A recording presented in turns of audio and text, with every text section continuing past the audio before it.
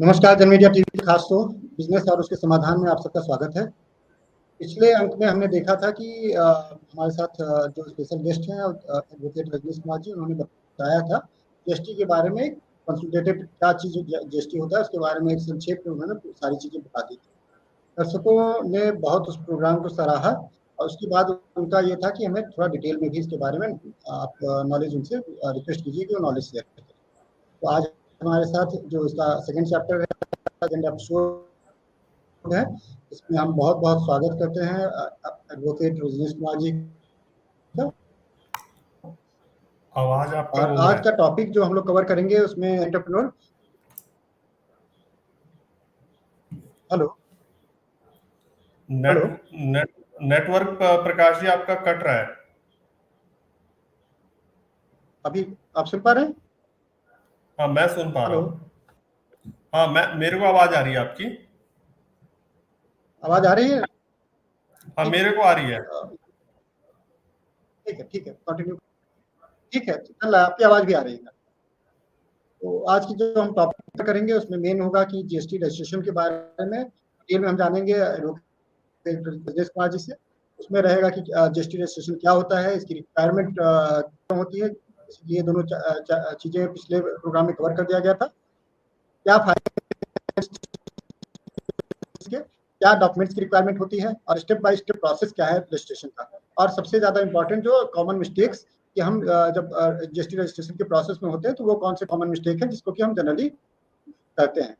तो हम स्वागत करते हैं एडवोकेट रजनीश जी का और उनको उनसे अनुरोध करते हैं कि जीएसटी रजिस्ट्रेशन के बारे में स्टेप बाय स्टेप हमारे दर्शक जो खासकर न्यू एंटरप्रेन्योर्स हैं जिनको अभी नए जीएसटी रजिस्ट्रेशन के लिए अप्लाई करना है, उनको क्या सावधानी बरतनी चाहिए, कैसे स्टार्ट करें। तो ओवर टू रजनीश जी। धन्यवाद प्रकाश जी। लास्ट टॉपिक हमने जो बात करा था वो ये बात करा था कि जीएसटी क्या है और हमने उसके बेसिक कॉन्सेप्ट बात करे थे, जिसमें हमने ये भी बात करा था कि एक थ्रेशोल्ड लिमिट है जिसपे जीएसटी रजिस्ट्रेशन लेना होता है। तो आज हम फिर उन्हीं बातों को आगे बढ़ाते हैं कि जीएसटी रजिस्ट्रेशन किन्हें लेना है और किन कारणों की वजह से लेना है और किस किस परिस्थिति में आपको जीएसटी रजिस्ट्रेशन करवाना होता है। पहली बात, अगर आप व्यापारी हैं और आप एक राज्य से दूसरे राज्य में माल को बेचते हैं तो आपको जीएसटी रजिस्ट्रेशन लेना कंपलसरी है। इसको हम इंटर स्टेट सप्लाई कहते हैं जीएसटी के लैंग्वेज में, कि आप अगर कभी भी आप एक राज्य से दूसरे राज्य में माल बेचेंगे तो आपको जीएसटी रजिस्ट्रेशन लेना पड़ेगा। या अगर आप माल विक्रेता हैं तो 40 लाख से ऊपर की अगर आपकी सेल है तो आपको जीएसटी रजिस्ट्रेशन लेना कंपलसरी है। और अगर आप सर्विस प्रोवाइडर हैं, मान लीजिए आप माल विक्रेता नहीं, आप सर्विस प्रोवाइडर है, तो उस केस में 20 लाख की लिमिट सरकार ने निर्धारित की कि अगर 20 लाख की लिमिट आपका क्रॉस हो जाता है तो आपको जीएसटी रजिस्ट्रेशन लेना पड़ता है। रजिस्ट्रेशन कई तरह की होती है। एक होता है रेगुलर रजिस्ट्रेशन, एक होता है कंपोजिट रजिस्ट्रेशन, एक होता है रजिस्ट्रेशन जो हम शॉर्टर टाइम के लिए लेते हैं। मान लीजिए हम किसी एग्जीबिशन में गए, किसी दूसरे राज्य में हम किसी बड़े एग्जीबिशन में गए जहां हमें मालूम है कि हमें सेल हमारी होगी, तो हम वहां पे एक टेम्पोररी रजिस्ट्रेशन ले लेते हैं 1 महीने का। वहां जितनी भी हमारी सेल परचेज होगी हम करके वहां उसकी टैक्स पे करके हम उस राज्य से अपने राज्य में वापस आ जाते हैं। उसको हम टेम्पोररी रजिस्ट्रेशन कहते हैं। तो वो एक अलग प्रक्रिया। तो हम आज जो नॉर्मली हम बात करेंगे वो हम करेंगे कि मैं इंटरप्ट इसलिए कर रहा था कि जो टेम्परेरी जीएसटी रजिस्ट्रेशन है क्या उसके बाद सरेंडर हो जाता है वो सर? हाँ, टेम्पररी रजिस्ट्रेशन जैसे ही आपका वहां पे कार्य खत्म हो जाता है, आपका हैंड टू हैंड वो सरेंडर हो जाता है। और उस जितने भी पीरियड के लिए आपने टेम्पररी रजिस्ट्रेशन लिया उतना के आपका जो भी टैक्स बनेगा वो आप पे कर दीजिए और अपना वहां से आप फ्री हो जाते हैं।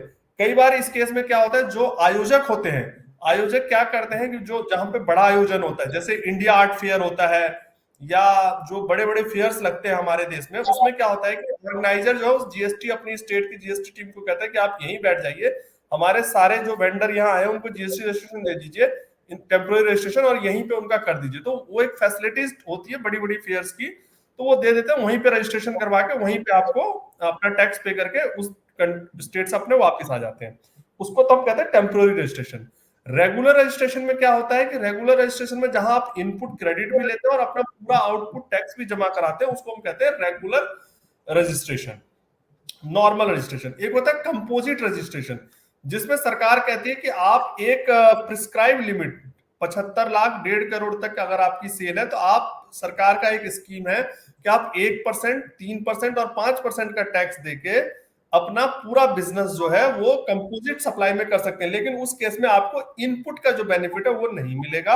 आपका जो टोटल टर्नओवर होगा उस पर जो भी एक टैक्स आपका रेट होगा 1, 3, 5 वो आपको देना पड़ेगा। तो जो नॉर्मली लोग रजिस्ट्रेशन करवाते हैं वो रेगुलर रजिस्ट्रेशन करवाते हैं। तो रेगुलर रजिस्ट्रेशन के लिए जो वेबसाइट है, मैं उस वेबसाइट को यहाँ पे बता देता हूँ। जो वेबसाइट है वो है www.gst.gov.in। जब इस वेबसाइट पे आप जाएंगे तो इस वेबसाइट पे सर्विस सेक्शन में न्यू रजिस्ट्रेशन का ऑप्शन आता है। www.gst.gov.in साइट पे आप जाएंगे तो आपको वहां पे न्यू रजिस्ट्रेशन का ऑप्शन मिलेगा। वहां पे आपसे सबसे पहले वो पूछेगा कि आप किस तरह के उसमें टैक्स पेयर में रजिस्टर होना चाहते हैं। तो आप बोलेंगे मैं रेगुलर टैक्स पेयर में होना चाहता हूँ। फिर वो बोलेगा आप कौन से स्टेट में रजिस्टर्ड होना चाहते हैं, आप अपना स्टेट सेलेक्ट करेंगे। उसके बाद वो पूछेगा आप किस डिस्ट्रिक्ट, आप स्टेट के किस डिस्ट्रिक्ट में रजिस्टर्ड होना चाहते हैं, फिर वो डिस्ट्रिक्ट आप डालेंगे। उसके बाद क्योंकि जीएसटी जो रजिस्ट्रेशन है वो पैन बेस्ड रजिस्ट्रेशन है, चाहे आप इंडिविजुअल हो, चाहे वो कंपनी हो, चाहे वो फर्म हो, पार्टनरशिप फर्म हो, सबका अपना एक पैन नंबर होता है। तो जीएसटी रजिस्ट्रेशन का जो बेस ही है वो पैन बेस है। आपको पैन आप कंपलसरी मस्ट है, अगर पैन नहीं है आपका तो आप जीएसटी रजिस्ट्रेशन नहीं ले सकते। तो इसीलिए पैन नंबर जो है जीएसटी रजिस्ट्रेशन के लिए सबसे महत्वपूर्ण वो है। तो आपको जब पहले पेज पे आप अपना पैन नंबर डालेंगे, जो पैन पे नाम मेंशन है वो डालेंगे और आगे बढ़ेंगे तो आपको एक टेम्पोररी नंबर जनरेट होता है, उसको हम कहते हैं टीआरएन नंबर। जीएसटी में कहते हैं temporary registration number, TRN generate होता है। उस टीआरएन पे आप अपने ईमेल आईडी और फोन नंबर देते हैं। तो मैं दर्शकों से रिक्वेस्ट करूंगा जो अपना ईमेल आईडी आप अपना ही दें। आप अगर कंसल्टेंट आपके कर भी रहे हैं तो अपना ईमेल आईडी और अपना फोन नंबर ही उसमें डालें, क्योंकि कई बार ऐसा होता है कि आपका किसी भी वजह से आपके कंसल्टेंट के साथ मान लीजिए मतभेद हो गया, उस केस में फिर आपको वो नंबर और जो ईमेल है वो बदलवाना एक बहुत ही चैलेंजिंग पॉइंट हो जाता है।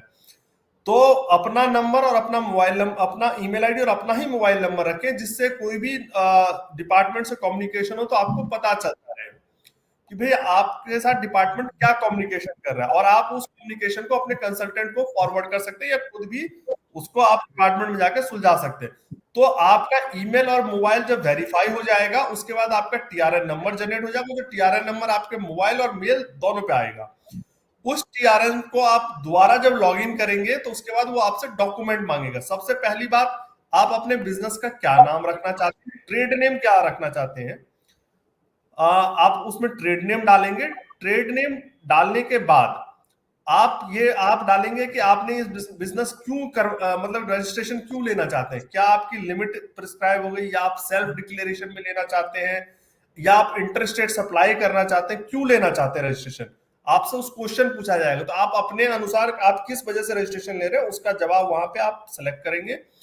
उसके बाद वो पूछेगा आप किस दिन से इस जीएसटी को रजिस्टर करवाना चाहते हैं। तो आप एक डेट सेलेक्ट करेंगे कि भाई इस दिन से मुझे जीएसटी रजिस्ट्रेशन चाहिए। अगर आप इंडिविजुअल है तो आपको किसी भी ट्रेड नेम को प्रूफ करने की जरूरत नहीं है। बट अगर हाँ आप फर्म है और आप कंपनी है तो आपको उसके साथ एक एडिशनल डॉक्यूमेंट लगाना पड़ेगा। अगर आप कंपनी है तो जो आरओसी से नेम सर्टिफिकेट मिलता है वो आपको अटैच करना पड़ेगा कि भाई हमारी कंपनी का नाम ये है। पार्टनरशिप फर्म है तो उस केस में भी आप अपना पैन कार्ड लगा के कि हमारी फर्म का नाम ये है, उसको प्रूफ करना पड़ेगा। फिर हम नेक्स्ट पेज पे जाएंगे। नेक्स्ट पेज पे थोड़ा सा मैं एक अच्छा सा क्वेश्चन था, आपने इसको डेट बोला था, किस डेट से जीएसटी रजिस्ट्रेशन आप चाहते हैं, क्योंकि तो ये क्या अपने जो डेट है आज का डेट है, जैसे मैं आज अप्लाई कर रहा हूँ, तो क्या इसको हम पीछे डेट से या आगे की डेट से भी किया जा सकता है इसमें?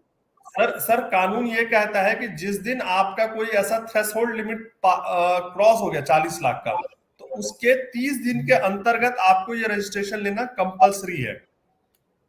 तो सरकार का नियम है, तो इसीलिए उस 30 दिन की कोई भी डेट आप डाल सकते हैं कि भाई मेरा इस दिन मेरा थ्रेशोल्ड लिमिट पूरा हो गया था, या इस दिन से मैं इंटरस्टेट सप्लाई करना शुरू करना चाहता हूं, तो मुझे जीएसटी रजिस्ट्रेशन चाहिए। आप अपना जो भी नाम, आपका ट्रेड नेम, अगर आप प्रोप्राइटरशिप नहीं है तो आपको अपना ट्रेड नेम का डॉक्यूमेंट्स लगाने, उसके बाद आप आगे बढ़ते हैं। वहां पे फिर वो प्रमोटर का डिटेल पूछता है। प्रमोटर डिटेल मतलब अगर आप प्रोप्राइटर है तो केवल आपका ही डिटेल जाएगा। अगर आप पार्टनरशिप फर्म में है तो दो पार्टनर जो आपके वर्किंग पार्टनर हो उनका डिटेल जाएगा। अगर आप प्राइवेट लिमिटेड कंपनी है तो दो डायरेक्टरों का डिटेल जाएगा। उसमें डिटेल में क्या जाएगा, जो भी प्रमोटर्स होंगे उनका नाम, उनके पिताजी का नाम, date of birth, email ID, phone number, उनका पैन नंबर, उनका एड्रेस और उनके फोटोग्राफ्स, ये प्रमोटर्स की डिटेल्स में वहां अटैच होगा। वहां आप उनका एड्रेस डाल के आगे बढ़ेंगे। फिर वो पूछेगा कि क्या आप इनमें से किसी को ऑथराइज सिग्नेटरी अपॉइंट करना चाहते हैं। तो अगर आप किसी एक को ऑथराइज सिग्नेटरी अपॉइंट करते हैं, प्रोप्राइटर केस में तो मान लीजिए प्रोप्राइटर ही ऑथराइज सिग्नेटरी हो गया। लेकिन हाँ, अगर प्रोप्राइटर भी कहता है कि नहीं जी मैं अपने बिजनेस को ऑथराइज सिग्नेटरी किसी और को बनाना चाहता हूं, तो वो एक ऑथराइजेशन लेटर उसमें डाल के उस बंदे को ऑथराइज कर सकता है।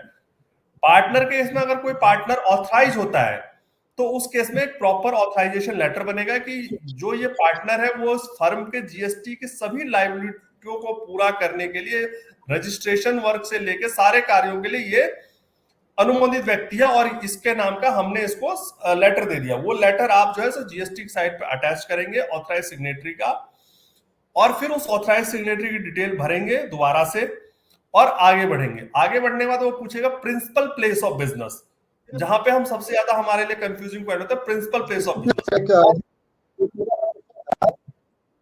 एक छोटा सा क्वेश्चन यहाँ पे था, जो ऑथराइज सिग्नेटरी हम किसी को बनाते हैं तो उसमें क्या हमें कुछ खास चीजें ध्यान रखनी होती है या उसको किस तरह के एक्सेस मिल जाते हैं? सर मान लीजिए किसी को भी आप ऑथराइज सिग्नेटरी अपॉइंट कर सकते हैं, जिसका क्योंकि इन फ्यूचर क्या होता है कि जीएसटी के लिए सिग्नेटरी कौन लायबल होगा, रिटर्न में किसका नाम आएगा, तो वो उनके लिए एक आदमी को अपॉइंट करना होता है। वो किसी भी एक आदमी को, अगर मान लीजिए प्रोप्राइटर है तो आप ही अपॉइंट है, बाय डिफॉल्ट आप हैं। बट अगर आप कहते हैं कि नहीं जी मैं नहीं अवेलेबल हूं, मान लीजिए आप कहते हैं कि मेरा फर्म तो दिल्ली में है बट मैं रहता बिहार में हूं, बट प्रोप्राइटरशिप फर्म है, तो ठीक है मैंने दिल्ली एक बंदे को ऑथराइज कर दिया अपने किसी मैनेजर को कि ऑफिस में वो रहेगा, सारा काम वो करेगा। क्योंकि कई बार मान लीजिए डिपार्टमेंट आता है वेरिफिकेशन करने के लिए आपके परमिशंस को, तो वहां पे उस ऑथराइज्ड पर्सन को होना चाहिए कि भाई वो बंदा वहां पे अवेलेबल है, ऑथराइज्ड बंदा। अच्छा, ये जो जैसे पार्टनरशिप फर्म्स की बात हुई थी, पार्टनरशिप फर्म या प्राइवेट फर्म्स होते हैं जहाँ पे कई सारे पार्टनर्स होते हैं, तो हर एक पार्टनर की डिटेल डालनी पड़ती है वहाँ पे, फोन नंबर, ईमेल आईडी, ये सारी चीजें सभी पार्टनर की डाल रहे हैं या इसमें भी कुछ छूट वगैरह मिलती है? मिनिमम 2 लोगों का सर, कम से कम 2 लोगों का तो डालना कंपलसरी है, लेकिन अगर आप सबका डालना चाहते हैं तो डाल सकते हैं, लेकिन मिनिमम 2 लोगों की रिक्वायरमेंट कंपलसरी है। उन 2 लोगों में से एक लोग आपका ऑथराइज सिग्नेटरी हो जाएंगे, ईमेल आईडी सब हमारे पास होगा, प्रॉपर उसमें डलेगा, उनके उसमें प्रॉपर डलेगा। उसके बाद आप प्रिंसिपल, ये सब करने के बाद आप प्रिंसिपल प्लेस ऑफ बिजनेस पे जाते हैं, जहां पे आप अपना जो एड्रेस है वो भरते हैं। अब वो पूछता है कि ये जो एड्रेस है जो परमिसेस बिजनेस के लिए आप यूज कर रहे हैं, क्या वो आपका अपना है। अगर आप उसको ऑन सेलेक्ट करते हैं तो आपके पास जो डॉक्यूमेंट प्रूफ होना चाहिए, मान लीजिए प्रॉपर्टी डीड होनी चाहिए, या आपका बिजली बिल होना चाहिए, या प्रॉपर्टी टैक्स रिसिप्ट होनी चाहिए, मतलब कोई ऐसा प्रूफ होना चाहिए जिसपे ये प्रूफ हो कि वो प्रॉपर्टी आपकी है। अगर ओन्ड है, कहते हो नहीं जी ओन्ड नहीं है, ये मेरे पेरेंटल प्रॉपर्टी है, तो आप वो कहते हैं ठीक है आपकी पेरेंटल प्रॉपर्टी, आप उनसे कंसेंट लीजिए कि आप बिना रेंट के इस परमिसेस में बिजनेस कर सकते हैं। तो उस केस में आपको अपने पेरेंट से भी एक कंसेंट एनओसी सर्टिफिकेट लेना पड़ेगा, नो ऑब्जेक्शन सर्टिफिकेट, कि हाँ जी ठीक है मैं अपने बेटे को बेटी को इस बिजनेस को करने के लिए अपने परमिसेस में अलाउ करता हूं। उस केस में उस कंसेंट लेटर के साथ उस जो भी कंसेंट लेटर साइन करेगा उसकी proof, ownership proof, property ownership proof, जैसे electricity bill, property deed, property tax receipt, आपको उसके साथ अटैच करके अपलोड करना पड़ेगा। आप कहते हैं जी नहीं रेंटेड प्रॉपर्टी है मेरी, मैं जिस प्रेमिसेस में बिजनेस करने जा रहा हूं वो मेरी पूरी रेंटेड प्रॉपर्टी है। तो रेंटेड प्रॉपर्टी के केस में आपको rent agreement, proper rent agreement जो नोटराइज्ड हो, जो अगर 11 महीने तक का रेंट रिसिप्ट है तो नोटराइज होगा।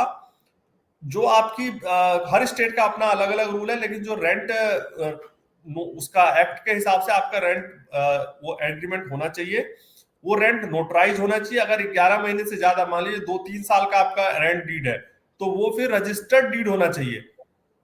कई लोगों को पता नहीं होगा कि रेंट एग्रीमेंट भी रजिस्टर्ड होता है। अगर आप 1 साल से ऊपर का रेंट एग्रीमेंट किसी के साथ करते हैं तो वो प्रॉपर गवर्नमेंट के साथ में रजिस्ट्री होती है उसकी, कि आप 3 साल के लिए इस बंदे के साथ रेंट एग्रीमेंट बना रहे हैं।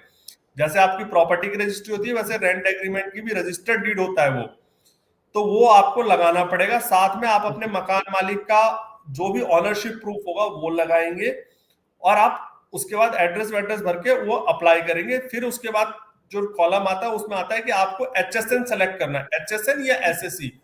आप क्या प्रोडक्ट बेचना चाहते हैं, आप किन किन प्रोडक्टों में डील करना चाहते हैं, क्या आप प्रोडक्ट के साथ सर्विस भी डील करना चाहते हैं, तो आप HSN अपनी बिजनेस के हिसाब से वहां सेलेक्ट करेंगे। वहां सभी बिजनेसों का HSN ऑलरेडी अवेलेबल होता है। हार्मोनिक सिस्टम जो नंबर्स होते हैं और सिस्टमेटिक अकाउंटिंग कोड, 2 चीजें होती है, वो साइट पे आपको सेलेक्ट करना है। कम से कम 5 HSN या 5 SSE कोड आपको वहां सेलेक्ट करने होते हैं। उसके बाद आप आगे बढ़ते हैं। आगे बढ़ने के बाद वो आपसे पूछता है कि क्या इसको आप KYC करवाना चाहते हैं, तो आप कहते हैं हाँ जी। तो जो आपका ऑथराइज सिग्नेटरी है उसके आधार नंबर का आपको यूज, मतलब वो टिक करना पड़ेगा कि इनका आधार नंबर डाल के मैं आगे KYC अप्रूव करूंगा। तो आप उसको टिक करके आगे बढ़ते हैं और अपना फॉर्म सबमिट कर देते हैं। जब आप एक बार फॉर्म सबमिट कर देते हैं तो डिपार्टमेंट क्या है, उस फॉर्म को आपके पैन कार्ड से, बेसिकली आपका जो पैन वेरिफिकेशन करती है, अगर वो ठीक है तो फिर आपको एक लिंक आता है, आधार KYC लिंक। आधार KYC लिंक पे जब आप क्लिक करते हैं तो जिस भी पार्टनर को आपने ऑथराइज किया होता है उसका वहां आधार नंबर डाल के OTP जनरेट करके उसको वेरीफाई करना होता है। इस प्रक्रिया को पूर्ण करने के बाद आपका जो GST का सबमिशन है वो कंप्लीट हो जाता है, और उसके बाद आपको ARN जनरेट हो जाता है। अगर आपका सब कुछ ठीक हो गया तो एक्नॉलेजमेंट रिसिप्ट नंबर गवर्नमेंट आपको दे देती है। फिर 7 दिन या मैक्सिमम 10 दिन के बीच भीतर गवर्नमेंट आपके फॉर्म को स्क्रूटनाइज करती है। अगर उनको कोई डिस्क्रिपेंसी लगती है कि भाई इस फॉर्म में ये डिस्क्रिपेंसी, हमें और डॉक्यूमेंट चाहिए, जो कॉमन आस्किंग होती है गवर्नमेंट की, वो रेंटेड प्रॉपर्टी के केस में जो मकान मालिक के पैन कार्ड, आधार कार्ड, विटनेस के प्रूफ और ऑनरशिप, प्रॉपर्टी ऑनरशिप प्रूफ वो मांगती ही मांगती है। क्योंकि होता क्या है कि जब हम फॉर्म अपलोड कर रहे होते हैं तो वहां पे केवल 100 KB के डेटा फाइल आप अपलोड कर सकते हो। तो जब आप फाइल को सिंक्रोनाइज करते हो तो डेटा वो बहुत धुंधला धुंधला हो जाता है। तो डिपार्टमेंट आपको अक्सर उसके लिए कहते हैं कि आप ठीक है, आप रिप्लाई दीजिए, हमें इन डॉक्यूमेंट को दोबारा सबमिट कीजिए। और फिर आप जब दोबारा सबमिट करते हैं उस डॉक्यूमेंट्स को, तो फिर 7-8 दिन के अंदर आपको डॉक्यूमेंट, अगर आपके वाकई में डॉक्यूमेंट सारे ठीक है तो डिपार्टमेंट उसको स्क्रूटनाइज करके अप्रूव कर देता है। फिर आपके पास temporary GST number, user ID और पासवर्ड आ जाता है, GST नंबर आ जाता है, और आप उस GST से अपना लॉगिन ID बनाते हैं। लॉगिन ID बनाने के बाद 30 दिन के भीतर भीतर आपको अपना बैंक खाता का विवरण GST में अपडेट करना होता है। अगर आप 30 दिन के अंदर अपने बैंक खाते का विवरण उसमें नहीं डालते हैं तो आपका रजिस्ट्रेशन निरस्त किया जा सकता है। तो इसीलिए 30 दिन के भीतर भीतर, जैसे ही आपने रजिस्ट्रेशन करवाया उसके 30 दिन के भीतर भीतर आप अपनी बैंक डिटेल जो है वो साइट पे अपडेट कर दें। जब आप अपडेट कर देते हैं तो फिर आपकी जो मंथली या मासिक या त्रैमासिक रिटर्न की प्रोसेस शुरू हो जाते हैं। और उन रिटर्नों को ध्यान से, क्योंकि जब आप मान लीजिए किसी बीच में आपने लिया तो कई बार ऐसा होता है कि हमें पता, हमारा टाइम निकल चुका है, त्रैमासिक सेलेक्ट करेंगे तो मंथली रिटर्न ही हम फाइल करते हैं। उसके बाद आप अपनी रिटर्न फाइल करनी शुरू कर दें। ठीक है। जो डॉक्यूमेंट्स की रिक्वायरमेंट है वो मैं एक बार फिर से डॉक्यूमेंट्स की रिक्वायरमेंट बता देता हूँ। प्रोप्राइटरशिप के केस में जो डॉक्यूमेंट्स की रिक्वायरमेंट है वो पैन कार्ड ऑनर का, आधार कार्ड ऑनर का, फोटोग्राफ ऑनर का, बैंक अकाउंट डिटेल और एड्रेस प्रूफ। पार्टनरशिप के फर्म में सभी पार्टनरों का पैन कार्ड की डिटेल जाएगी वहां पे, पार्टनरशिप डीड वहां पे आपकी लगेगी, सभी पार्टनरों का फोटोग्राफ चाहिए होगा, एड्रेस प्रूफ चाहिए होगा पार्टनर का, Aadhaar card of authorise signatory, proof of appointment authorise signatory, bank account detail. अगर मैं HUF की बात करूं तो PAN card HUF, Aadhaar card कर्ता का, फोटोग्राफ कर्ता का और बैंक अकाउंट डिटेल और address proof of principal business. Company के केस में PAN card of company, certificate of incorporation जो आरओसी से होता है, memorandum of association, PAN card and Aadhaar card of authorised signatory, pan card of address proof of all director company, photograph of all director, board resolution जिसमें आपने किसी भी अपने एक डायरेक्टर को ऑथराइज किया हुआ है, इसके अलावा bank account detail, address proof, bank. और जब ये सब हो जाता है उसके बाद आप अपने बैंक अकाउंट खुलने के बाद बैंक अकाउंट खुलवाइए फटाफट, 30 दिन के अंदर अपना बैंक डिटेल अपडेट कर दीजिए।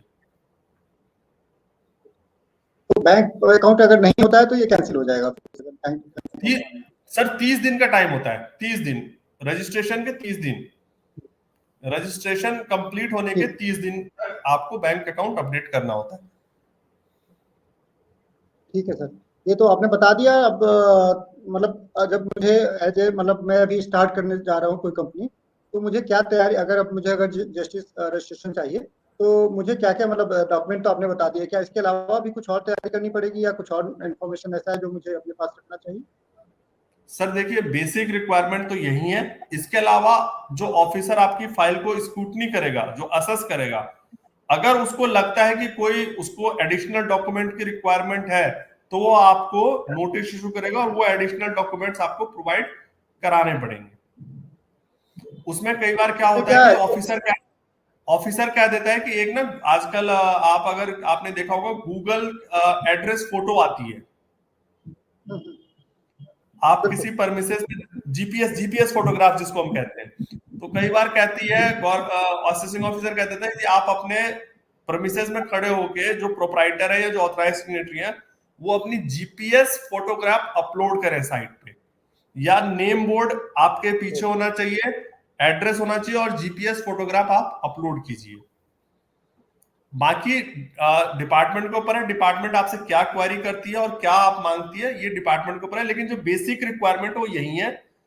कई बार वो कहती है कि जो रेंट डीड में विटनेस है उनके डॉक्यूमेंट्स भी आप हमें दे दीजिए। तो ये डिपार्टमेंट टू डिपार्टमेंट और ऑफिसर टू ऑफिसर डिपेंड करता है।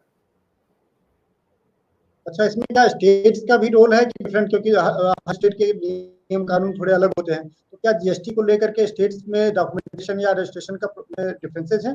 और दूसरा क्वेश्चन इससे रिलेटेड ये आता है कि वर्सेस सेंट्रल भी, जो सेंट्रल गवर्नमेंट का भी रोल होता है इसके जीएसटी रजिस्ट्रेशन में? सर देखिए, जब आपका एआरएन जनरेट हो जाता है इसके बाद सिस्टम अपने आप, जीएसटी का जो सिस्टम है वो अपने आप इसको नोटिफाई करता है कि ये स्टेट में जाएगा या सेंट्रल में जाएगा। हाँ, कई स्टेटों में जो क्या है कि सेंट्रल का प्रोसेसिंग क्या है कि सेंट्रल का प्रोसेसिंग पूरे स्टेट का एक ही होता है, बट कई स्टेटों में जो प्रोसेसिंग क्राइटेरिया वो अलग अलग है। हाँ, बट बेसिक रिक्वायरमेंट जो जीएसटी रजिस्ट्रेशन की यही, वो सेंट्रल के लिए भी यही है और स्टेट के लिए भी यही है। इसमें मतलब कई बार यूजर को तो कोई ऐसा नहीं होता है कि उसको, यूजर जो है एंड यूजर को, इसको उसको तो नहीं सिलेक्ट, एंड यूजर को जैसे मुझे रजिस्ट्रेशन लेना है, ठीक है, तो वो करना है कि वो नहीं स्टेट को लेना है या सेंट्रल लेना है, किसका क्या होगा? नहीं, वो सेलेक्ट नहीं कर सकता कि उसकी फाइल स्टेट में जाएगी या सेंटर में जाएगी। वो डिपार्टमेंट अपने आप उसको सेलेक्ट करेगा कि उसकी फाइल स्टेट को भेजनी है या सेंटर को भेजनी है।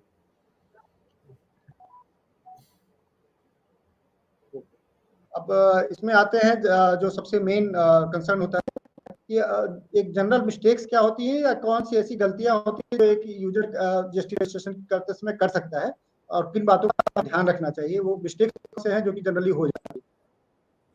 सर इसमें जो कॉमन मिस्टेक होती है कि हमें ये देखना होता है जो हम डॉक्यूमेंट अपलोड कर रहे हैं वो हमारे डॉक्यूमेंट प्रॉपर होने चाहिए, विजुअल्स डॉक्यूमेंट्स होने चाहिए, जो मतलब ऑफिसर जब लॉगिन आपकी फाइल को देखे तो उसको वो सारी डॉक्यूमेंट्स दिखे। कई बार क्या होता है कि हम फाइलों को इतनी छोटी कर देते हैं कि ऑफिसर को फाइल ही नहीं दिखता है, तो एक्चुअली वो साइज का इशू होता है कि 100 KB में या आपको 1 MB के अंदर ही करना होता है। तो उन चीजों को साथ में जो उसके बाद ईमेल आईडी और फोन नंबर वो आप अपना ही दें, क्योंकि कई बार क्या होता है कि हम किसी और का भी दे देते हैं या हम अपने ही ईमेल आईडी एक ही साथ 3 तो अलग अलग ईमेल आईडी दें। साथ में आप जो रेंट बना रहे हैं, रेंट डीड अगर रेंटेड प्रॉपर्टी कर रहे हैं तो कई बार क्या होता है कि हम रेंट को नोटराइज नहीं करवाते हैं। हम कहते हैं जी ठीक है, वैसे ही हमने 50 रुपए के पेपर में बना लिया और हम अपलोड कर देते हैं। नहीं, रेंट का प्रॉपर रेंट एग्रीमेंट बनेगा। हर स्टेट का अपना 2% या 3%, मान लीजिए आपने पूरे साल का एक रेंट फिक्स करा 55,000 रुपए, 5,000 रुपए महीना ही आपका रेंट है, तो कायदे से रेंट डीड एक्ट के हिसाब से 2% की आपकी ड्यूटी, स्टैंप ड्यूटी पेड होती है। तो कम से कम उतने के स्टैंप पेपर पे आपका रेंट एग्रीमेंट बना होना चाहिए। तो आप सुन रहे थे कि जीएसटी का जो रजिस्ट्रेशन प्रोसेस है उसमें क्या सारी चीजें होनी चाहिए, और step by step advocate Rajneesh Kumar ji ने आपको एकदम ढंग से बताया कि हमें क्या किन बातों का ध्यान रखना चाहिए, डॉक्यूमेंटेशन क्या होनी चाहिए, ऑथराइज सिग्नेटरी कौन होता है, हम अपने एचएसएन कोड को कैसे सिलेक्ट कर सकते हैं, ये एक एक चीज उन्होंने डिटेल में बताई है। और भी अगर इस तरह की आपको कोई डाउट रहता है तो इसमें स्क्रीन में रजनीश जी का नंबर फ्लैश होता है, आप यहाँ से कंसल्टेंसी भी ले सकते हैं। किसी भी तरह की अगर जीएसटी से रिलेटेड कंसल्टेंसी है इसके लिए आप रजनीश जी को सेलेक्ट कर सकते हैं। और जब भी आप इस तरह के लीगल एक्टिविटीज को परफॉर्म करें तो ये हमें ध्यान रखना चाहिए कि हमारा कंसल्टेंट एक बहुत अच्छा हो जिसको कि चीजों की जानकारी हो।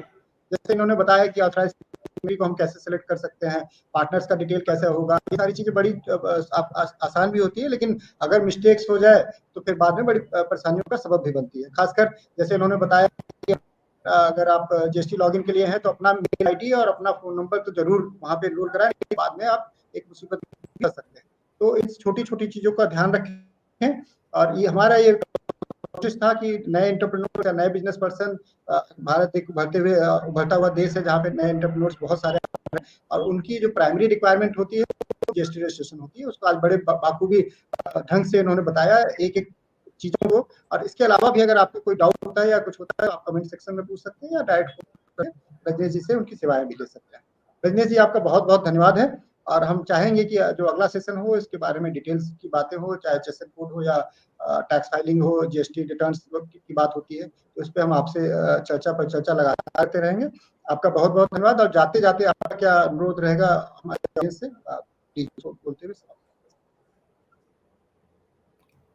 मेरा सभी लोगों से ये अनुरोध रहेगा कि आप लोग इसको ध्यान से सुने और रजिस्ट्रेशन के टाइम पे इस चीजों को ध्यान रखें कि अपना ईमेल आईडी और फोन नंबर दें, क्योंकि बहुत से केसेस हमारे पास ऐसे आते हैं, लोग कहते हैं सर हमारा जो पुराने कंसल्टेंट है वो हमें अब ओटीपी नहीं दे रहे, हमें नोटिस ही नहीं मिले, हमें पता ही नहीं चल रहा हमारे रजिस्ट्रेशन में क्या हो रहा है। तो इसीलिए मैं सभी से अनुरोध करूंगा कि रजिस्ट्रेशन के टाइम पे आप अपना ही ईमेल आईडी और फोन नंबर दें। कम से कम एक नंबर या एक ईमेल आईडी या एक फोन नंबर आप अपना जरूर रखें, जिससे आपको डिपार्टमेंट क्या कम्युनिकेशन कर रहा है आपके साथ वो आपको पता होना चाहिए। नहीं तो बड़ी ही मुसीबतें को सामना करना पड़ जाता है एसएससी को कई बार, और एसएससी घूमता रहता है डिपार्टमेंट में कि सर हमारा ईमेल आईडी और फोन नंबर चेंज करवा दीजिए, फिर वो एक मुश्किल पड़ाव बन जाता है। जो अगला हमारा टॉपिक होगा उसमें हम ये जानेंगे कि जीएसटीआर 1, 3B, 2A और 2B किस तरह से क्या होता है, किस तरह से हमें अपने रिटर्न्स को चेक करना है, देखना है कहाँ हम रिटर्न फाइल करते हुए कॉमन हम क्या मिस्टेक्स करते हैं, क्या हम रिटर्न सेलेक्ट करते समय हम किन चीजों की हमें ध्यान रखना चाहिए, वो हम नेक्स्ट टॉपिक में प्रकाश जी के साथ फिर बात करेंगे। ठीक है, तो आपने सुना कि जो सबसे इम्पोर्टेंट चीज इन्होंने बताई कि जीएसटी जब भी भरें तो अपना जो कम्युनिकेशन डिटेल है, मोबाइल नंबर और ईमेल आईडी वो अपना रखें, ताकि आप जो भी जिस तरह के कम्युनिकेशन हो रहे हैं वो आपके हमेशा नजर में रहेगा, तो पता रहेगा कि क्या सारी चीजें एक्टिविटी हो रही है। और समय देने के लिए रजनीश जी आपका बहुत बहुत धन्यवाद। दर्शकों से खास अनुरोध है, अगर आप इस प्रोग्राम को देख रहे हैं, आपको प्रोग्राम पसंद आता है तो अपने इसको चैनल सब्सक्राइब करें, लाइक और कमेंट करके हमें जरूर बताएं इसमें हम और क्या सुधार कर सकते हैं, कौन से टॉपिक ऐसे हैं जीएसटी से रिलेटेड जो कि आप रजनीश जी से जानना चाहते हैं, उसको कमेंट करके हमें अवश्य बताएं, ताकि हम इस प्रोग्राम की क्वालिटी को और बेटर कर सके और ज्यादा इंफॉर्मेटिव बना सके और ज्यादा यूजफुल बना सके आप लोगों के पर्सपेक्टिव से। आप सभी को हमारे साथ जुड़ने के लिए बहुत बहुत धन्यवाद। रजनीश जी आपका बहुत बहुत धन्यवाद, आपने अपना धन्यवाद जी, धन्यवाद धन्यवाद। Thank you.